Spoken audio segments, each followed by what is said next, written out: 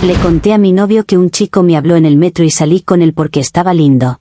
Le pregunté si le incomodaría que siguiera hablando con él y me dijo que no, así que lo volví a ver. Cuando regresé a casa, él había cambiado la cerradura y sacado todas mis cosas. Supongo que todas las relaciones largas llegan a un punto en el que el silencio se vuelve más ruidoso que cualquier conversación. La nuestra, la de Marcelo y yo, había llegado a ese punto hace meses, quizás un año.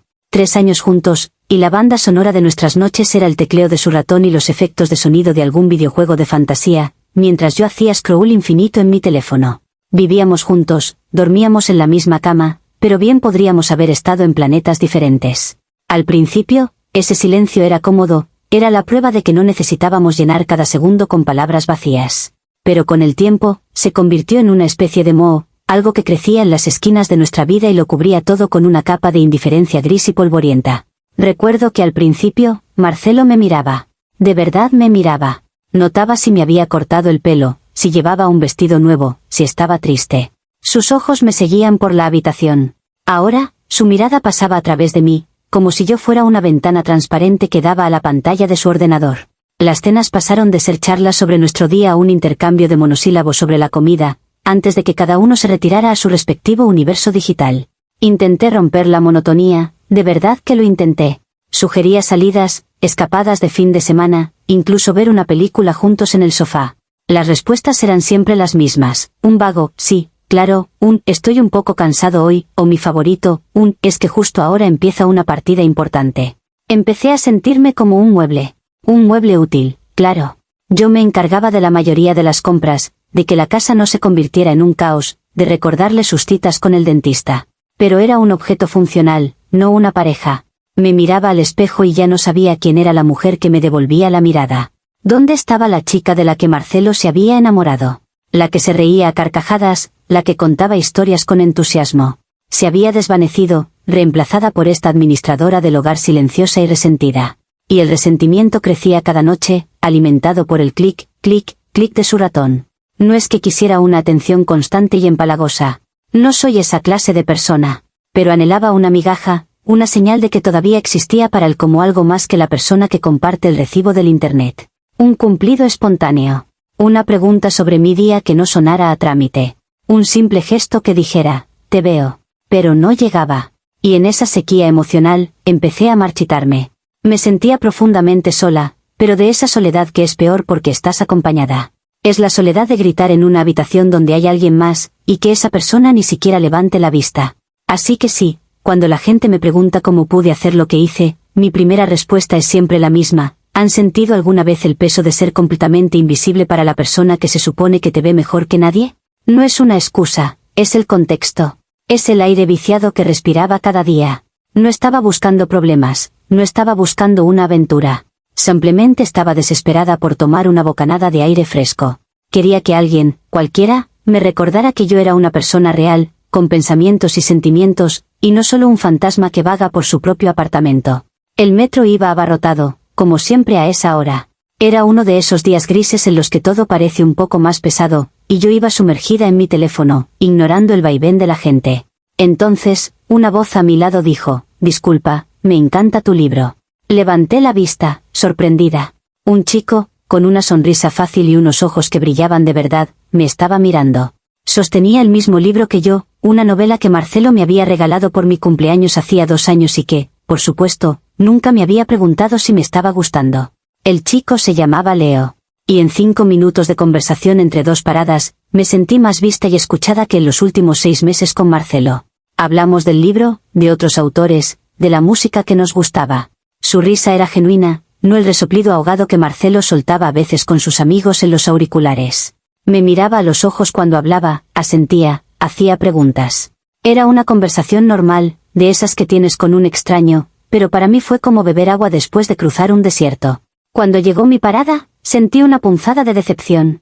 Él pareció notarlo y, con una naturalidad que me desarmó, me dijo, oye, sé que es un poco atrevido, pero me encantaría seguir esta conversación. ¿Te apetecería tomar un café algún día? Por un instante, una vocecita en mi cabeza, la de la buena novia, gritó o no. Pero otra voz, una que llevaba mucho tiempo silenciada, susurró, ¿y por qué no? No le estaba prometiendo nada. Era solo un café. Un acto inofensivo de socialización. Marcelo ni siquiera lo notaría. Así que le di mi número, y el cosquilleo que sentí cuando guardó mi contacto en su teléfono fue una mezcla de culpa y una euforia que me asustó. Durante el resto del camino a casa, no pude borrar una pequeña sonrisa de mi cara. Era una sensación extraña, como si un rayo de sol se hubiera colado de repente en mi día nublado. Nos vimos para ese café 2 días después. Fue fácil. Todo con él era fácil. La conversación fluía sin esfuerzo. Me preguntó por mi trabajo, por mis sueños, por esas pequeñas cosas que Marcelo había dejado de preguntar hacía tanto. Y yo me descubrí hablando sin parar, animada, gesticulando. Era la Alex de antes, la que creía perdida.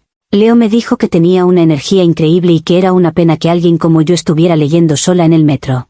No fue un piropo baboso, fue una observación. Y me hizo sentir como si acabara de ganar un premio. No pasó nada, que quede claro. No hubo ni un roce de manos, ni una mirada demasiado intensa. Fue una hora de conversación agradable con una persona interesante. Pero cuando volví a casa esa tarde, el silencio del apartamento me golpeó como una pared. Marcelo estaba en su sitio de siempre, con los auriculares puestos. Me saludó con un movimiento de cabeza sin apartar la vista de la pantalla. Y en ese momento, el contraste entre la conexión que había sentido con Leo y la desconexión total con el hombre con el que compartía mi vida fue tan brutal que casi me ahoga. No era justo. Simplemente, no era justo que yo tuviera que vivir así. Esa noche, mientras preparaba algo para cenar, tomé una decisión. Iba a ser honesta. La honestidad es la base de cualquier relación, ¿no? Si Marcelo se hubiera enterado por su cuenta, habría sido mucho peor. Así que me armé de valor, me acerqué a su escritorio y esperé a que terminara lo que fuera que estuviera haciendo. Él se quitó los auriculares con un suspiro, como si mi mera presencia fuera una interrupción molesta. ¿Qué pasa?, preguntó, con ese tono plano que había llegado a detestar. Oye, solo quería contarte algo, empecé, tratando de sonar casual, despreocupada.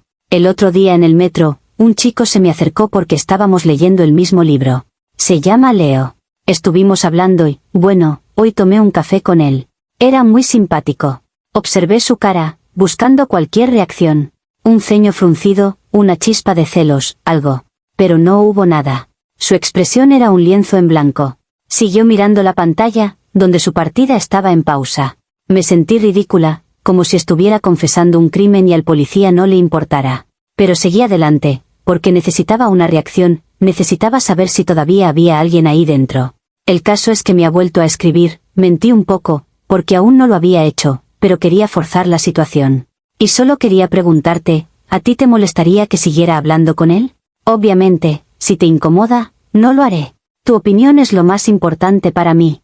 Puse todo mi esfuerzo en sonar razonable, considerada. Estaba, en teoría, dándole todo el poder.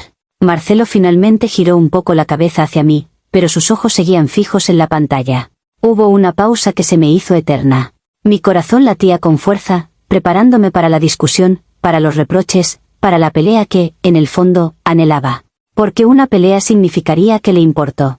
Una pelea significaría que tenía miedo de perderme.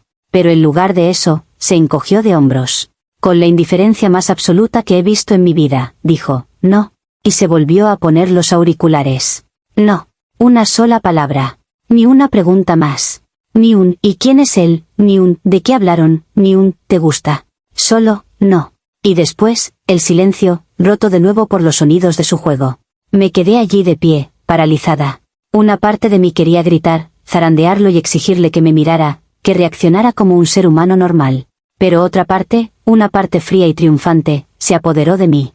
Era la prueba definitiva. La confirmación final e irrefutable de que a Marcelo le daba exactamente igual lo que yo hiciera o con quién lo hiciera. Me había dado luz verde. Me había dado permiso explícito. Y si al capitán del barco no le importa que haya un agujero en el casco, ¿quién soy yo para dejar de remar hacia mi propia isla? Con el no de Marcelo resonando en mi cabeza como una absolución, me sentí liberada. No era culpa, lo que sentía, sino una especie de justificación. Él mismo me había abierto la puerta, así que decidí cruzarla. Le escribí a Leo esa misma noche y le propuse que nos viéramos de nuevo, esta vez para cenar. Aceptó al instante, y la emoción que sentí al planearlo fue algo que no había experimentado en años. Era la emoción de lo nuevo, de lo desconocido, de ser el centro de atención de alguien. El día de la cena, pasé horas preparándome. Saqué del armario un vestido que no me ponía desde hacía una eternidad, uno que Marcelo probablemente ni recordaba. Me maquillé con esmero, me arreglé el pelo. Cada gesto era un acto de reafirmación. No lo hacía por Leo, en realidad, lo hacía por mí, para recordarme a mí misma que todavía era esa mujer, la que podía arreglarse y sentirse guapa y deseada. Cuando salí de casa, Marcelo estaba, como no, en su cueva digital. Voy a salir a cenar con una amiga, le dije. Él solo gruñó un ok, sin mirarme. Ni siquiera se dio cuenta. O si lo hizo, le dio igual. La cena con Leo fue perfecta. Demasiado perfecta, quizás. Fuimos a un pequeño restaurante italiano con velas en las mesas y música suave. Hablamos de todo y de nada. Me hizo reír hasta que me dolió el estómago. Me escuchaba con una intensidad que me hacía sentir la persona más fascinante del mundo. Y sí, la atracción estaba ahí, flotando en el aire entre nosotros, cargada de electricidad. Era obvio que yo le gustaba, y era obvio que él me gustaba a mí. Y por unas horas, me permití olvidarme de todo, del apartamento silencioso, del novio fantasma, de la vida monótona que me esperaba. En medio de la cena, mi teléfono, que había puesto en silencio sobre la mesa, vibró un par de veces. Lo miré de reojo. Era Marcelo. El primer mensaje era un simple, ¿dónde andas? Lo ignoré. ¿A qué venía eso ahora? Él me había dado permiso, no tenía por qué darle explicaciones. Unos 20 minutos después, vibró de nuevo. Necesitamos hablar cuando llegues. Sentí una oleada de irritación. ¿Necesitamos hablar? ¿Ahora se le ocurría que necesitábamos hablar? Después de meses, de años de silencio, justo en el único momento en que yo estaba sintiéndome bien, decidía que era el momento de hablar. Era una manipulación, estaba claro. Un intento patético de controlarme justo cuando veía que se me podía escapar. No iba a dejar que me arruinara la noche. Apagué la pantalla del teléfono y lo metí en el bolso, fuera de mi vista. Leo me preguntó si todo estaba bien. Sí, perfecto, le dije con la sonrisa más radiante que pude encontrar. No es nada importante. Y decidí, en ese preciso instante, que nada ni nadie iba a robarme ese momento. Marcelo había tenido su oportunidad de hablar, de reaccionar, de importarle. Y había elegido no hacerlo. Las consecuencias de esa elección eran suyas, no mías. Regresé a casa pasadas la medianoche. La noche con Leo había terminado con un paseo y una promesa de volver a vernos. No nos besamos, pero la tensión era casi palpable. Me sentía flotando, llena de una energía vibrante que me hacía sentir viva. Por primera vez en mucho tiempo, no me aterraba la idea de entrar en el apartamento silencioso, porque sentía que llevaba mi propia luz conmigo. Caminé por el pasillo de nuestro edificio, tarareando una canción, y metí la llave en la cerradura. No giró. Lo intenté de nuevo, pensando que tal vez la había metido mal. Nada. La llave entraba, pero no giraba. Se sentía sólida, bloqueada. Un escalofrío me recorrió la espalda, apagando de golpe la euforia. Miré la puerta, el número de nuestro apartamento. Sí, era la correcta. ¿Qué estaba pasando? Saqué el teléfono para llamar a Marcelo, pero antes de que pudiera hacerlo, noté algo a mi lado, junto a la puerta. Eran cajas. Cajas de cartón, ordenadamente apiladas. Y en la de arriba, vi mi lámpara de lectura, la que tenía en mi mesita de noche. Mi corazón se detuvo. Empecé a mirar las demás cajas. Mis libros. Mi ropa doblada. Mis zapatos. Mis productos de baño en una caja de plástico transparente. Todo. Todas mis cosas estaban allí, en el pasillo, empaquetadas como si me fuera a mudar. No podía ser real. Tenía que ser una especie de broma pesada, una pesadilla. Empecé a golpear la puerta, primero suavemente, luego con más fuerza. Marcelo. Marcelo, abre la puerta. ¿Qué es esto? Marcelo. Silencio. Solo el eco de mis propios golpes en el pasillo vacío.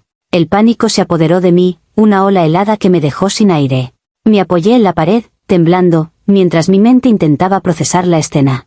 Esto no tenía ningún sentido. ¿Cambiar la cerradura? ¿Sacar mis cosas? ¿Así, sin más? ¿Sin una discusión, sin una advertencia? Es la reacción de un psicópata. Es una locura. En ese momento, mi teléfono vibró en mi mano. Era un mensaje de Marcelo. El último.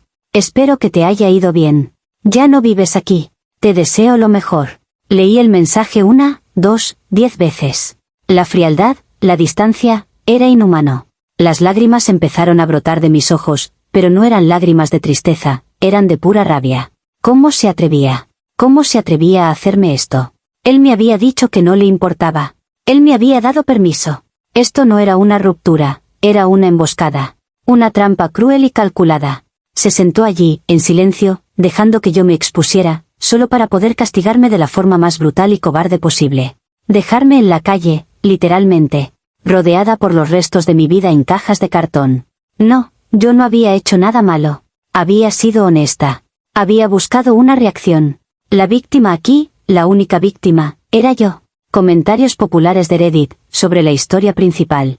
Usuario anónimo 1, suena a que tu novio, o exnovio, te dio la clásica respuesta pasivo-agresiva. Cuando alguien te dice, no, no me importa, con total indiferencia a una pregunta como esa, no es un permiso, es una prueba final. Básicamente te estaba diciendo, ya sé que quieres hacerlo, no voy a detenerte, pero si lo haces, me demostrarás que no te importo y esto se acaba. Esperaba que eligieras la relación por encima de la emoción del momento, y no lo hiciste. Siento ser duro, pero tú misma le entregaste el hacha. Respuesta de la OP, ¿una prueba? ¿Qué somos, niños en el colegio? Una relación adulta se basa en la comunicación directa. Si algo te molesta, usas tus palabras y lo dices. No, no me importa, significa, no, no me importa. No voy a ponerme a descifrar códigos secretos ni a jugar a leer la mente. Si quería que no lo hiciera, tenía 1000 oportunidades de decirlo. Lo que hizo no fue una prueba, fue una trampa manipuladora y cobarde. Yo fui la única que se comunicó de frente, y me castigaron por ello. Usuario anónimo 2, a ver, entiendo que te sintieras sola, pero la solución a los problemas de tu relación no era buscar validación en otro hombre. En el momento en que ignoraste sus mensajes para no arruinar tu noche con el otro, tomaste tu decisión. Te importó más tu cita con un desconocido que la posibilidad de una conversación importante con la persona con la que vivías. Él simplemente actuó en consecuencia a esa decisión que tú ya habías tomado. Respuesta de la OP, ¿qué conversación importante? ¿Después de meses de ignorarme? Justo cuando estoy pasándolo bien por primera vez en años, ¿de repente tiene una necesidad urgente de hablar? Por favor. Era un intento de control, recuerda que me perteneces, en el peor momento posible. Mi noche no tenía nada que ver con él. Él mismo me dio esa libertad. Y sí, decidí no dejar que su repentino y conveniente interés arruinara mi momento. ¿Quién no lo habría hecho? Usuario anónimo 3, creo que estás minimizando lo que hiciste. No le dijiste, voy a tomar un café con un amigo, le dijiste, me gusta este chico que conocí, ¿puedo seguir viéndolo? Es una humillación tremenda. Le pediste permiso para tener una aventura justo en su cara. Su reacción, aunque extrema, es la de alguien que llegó a su límite absoluto y decidió cortar por lo sano en lugar de entrar en un drama que tú claramente estabas buscando. Respuesta de la OP, humillación, es una palabra muy fuerte. Yo lo llamo honestidad radical. ¿Qué preferían? ¿Que lo hiciera a sus espaldas, que le mintiera, que lo engañara como hace la mayoría de la gente? Decidí ser transparente y darle la oportunidad de expresar sus sentimientos. Él eligió no hacerlo. No busqué un drama, busqué una reacción, cualquier reacción que me demostrara que todavía había algo que salvar. Su silencio fue la respuesta más clara de todas, y yo simplemente actué basándome en la información que él me dio. Actualización 1. Han pasado unos días y estoy escribiendo esto desde el sofá de mi amiga Sara, que huele un poco a perro mojado y a juicio silencioso. No me malinterpreten, le agradezco que me haya acogido, pero no para de lanzarme miradas de, te lo dije, aunque nunca me haya dicho nada. Cada vez que hablo del tema, asiente lentamente y dice cosas como, bueno, las cosas pasan por algo, que es el código universal para, la has liado, pero no quiero decírtelo a la cara. Es agotador estar rodeada de tanta diplomacia falsa. Por supuesto, he intentado contactar a Marcelo. Necesito explicaciones. Necesito gritarle. Necesito que entienda la locura que ha cometido. Pero es como intentar hablar con un fantasma. Mi número está bloqueado. Mis mensajes no llegan. Me ha bloqueado en todas las redes sociales, como si pudiera borrar 3 años de nuestra vida con unos cuantos clics. Es el acto de un cobarde. Un niño que tira la piedra y esconde la mano. No puede ni enfrentarse a las consecuencias de su propia reacción exagerada. Desesperada, llamé a su hermana, Laura. Siempre nos habíamos llevado bien, o eso creía yo. Esperaba encontrar una aliada, alguien que me dijera que Marcelo se había vuelto loco y que hablaría con él. Pero su voz al otro lado del teléfono era puro hielo. Alex, ¿qué esperabas?, me dijo. Le conté mi versión, como le había preguntado, como me había dado permiso. Laura soltó una risa seca, sin humor. No le pediste permiso, Alex. Le restregaste en la cara que te ibas con otro y esperabas que te diera una palmadita en la espalda. Marcelo está destrozado. Sintió que te estabas burlando de él, que era la máxima falta de respeto. Me quedé sin palabras. ¿Destrozado? ¿El hombre que pasaba las noches ignorándome por completo? ¿Falta de respeto? ¿Y qué hay de la falta de respeto de hacerme sentir como un mueble durante un año entero? Le dije todo esto a Laura, y su respuesta fue aún peor. Él sabe que se había distanciado, Alex. Estaba pasando por una mala racha, con mucha presión en el trabajo. Pensaba que eran un equipo, que aguantarías con él. No que usarías su mal momento como excusa para irte con el primero que te sonriera en el metro. Colgó poco después, dejándome con un nudo de furia en el estómago.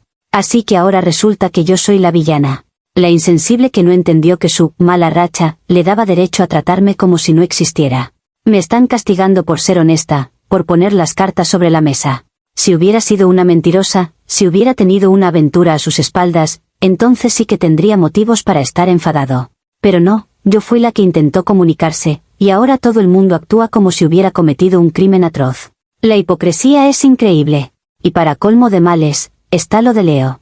Después de la debacle de la puerta, le escribí, pensando que al menos podría apoyarme en él, ver a dónde iban las cosas ahora que, técnicamente, estaba soltera. Su respuesta fue tibia. Cuando le expliqué por encima lo que había pasado, se volvió completamente frío. Oye, suena a mucho drama. No quiero meterme en problemas, me escribió. ¿Problemas? ¿Yo soy un problema, ahora? Después de un par de mensajes más sin respuesta, descubrí que también me había bloqueado. Genial. Simplemente genial. Traicionada por un hombre por ser demasiado honesta, y abandonada por otro por ser demasiado dramática. Parece que en este mundo no se puede ganar. Comentarios populares de Reddit, sobre la actualización 1.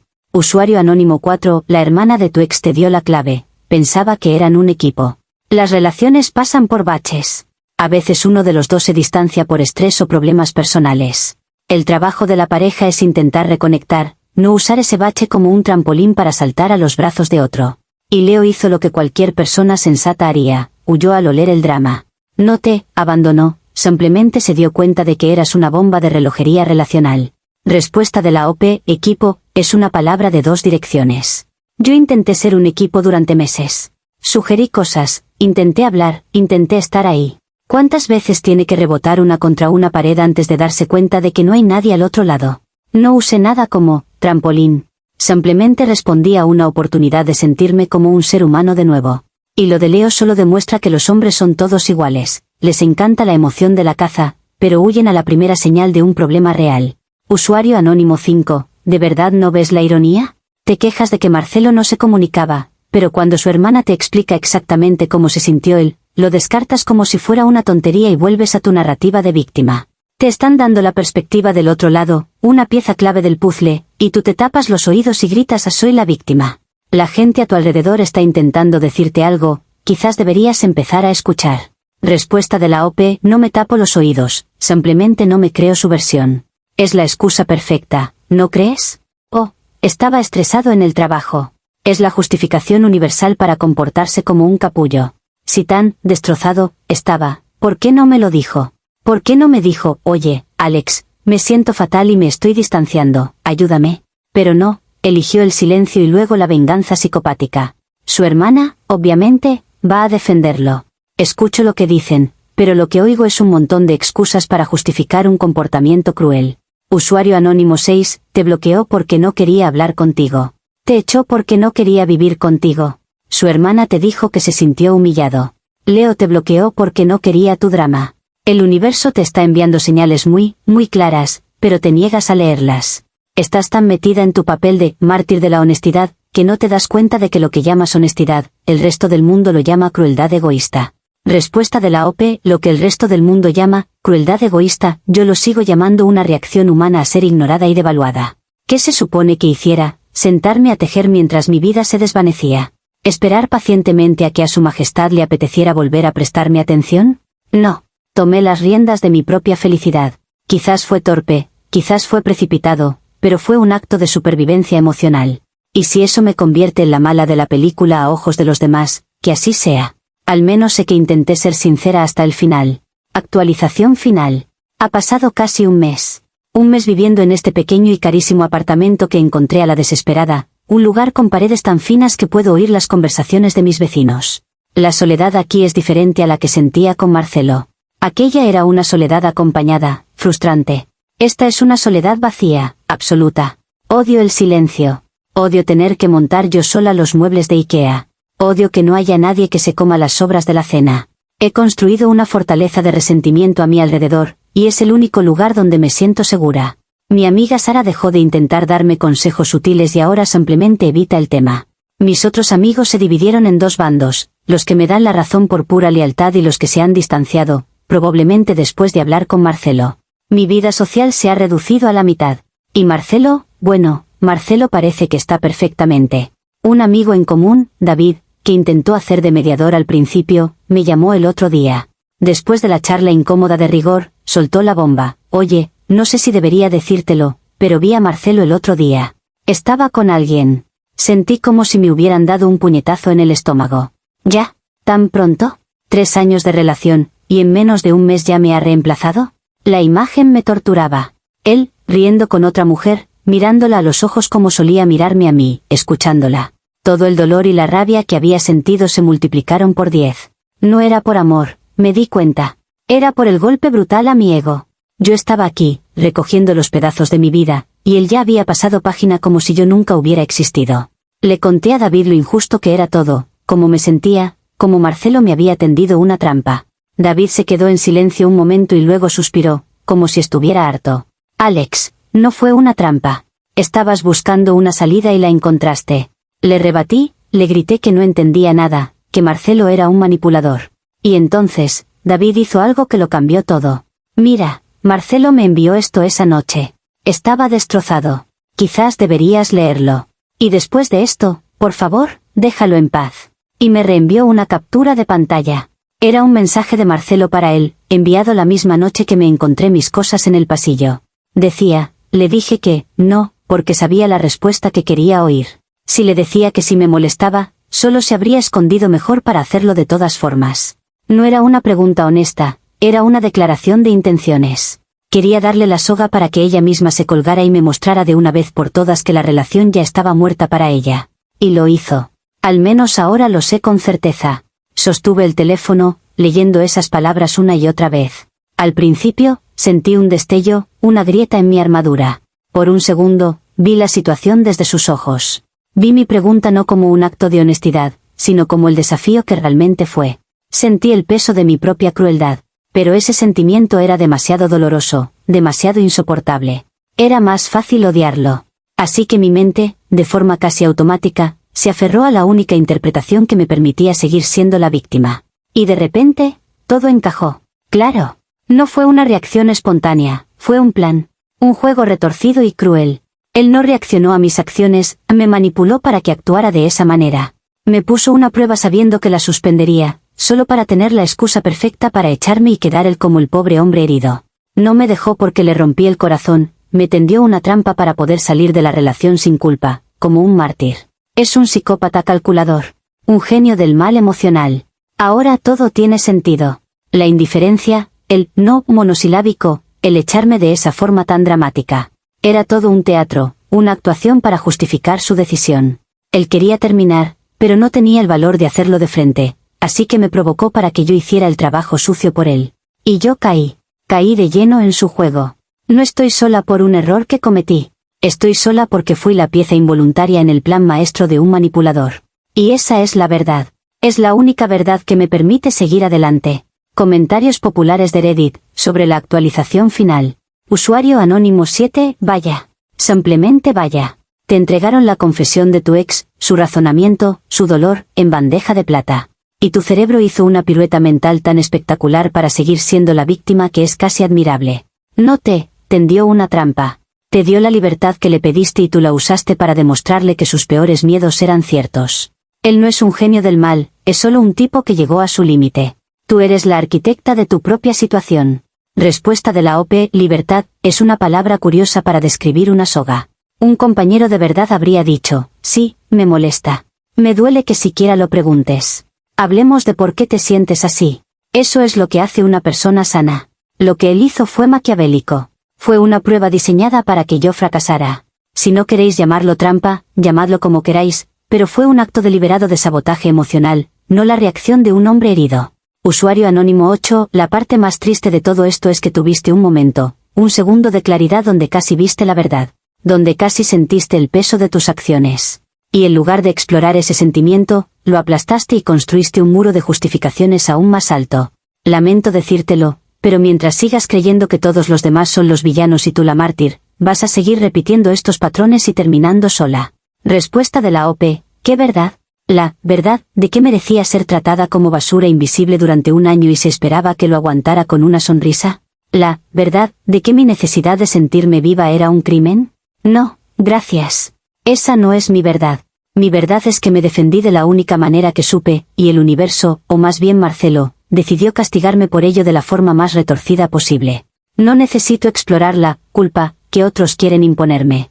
Usuario anónimo 9, tu ex ya está con otra persona. Leo te bloqueó. Tu amiga apenas te habla.